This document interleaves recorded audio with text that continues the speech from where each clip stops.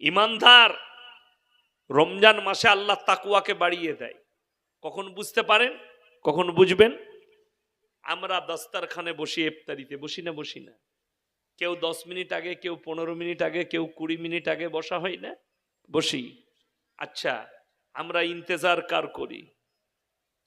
আল্লাহর জন্য। সময়ের অপেক্ষা, মুয়াজ্জিন আজান দেবে, সময় হবে তবে ইফতারি করব।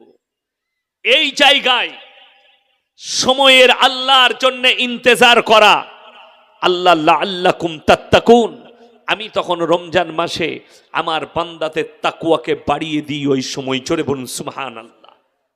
গোটা পৃথিবীর মানুষ যদি একদিকে হয়ে যায় একটা রোজদার, যতক্ষণ সময় না হবে ততক্ষণ পর্যন্ত ইফতারি করতে পারবে না। এটাই হচ্ছে মুমিনদের একটা বড় লক্ষণ, তাকওয়া বেড়ে যাবার লক্ষণ।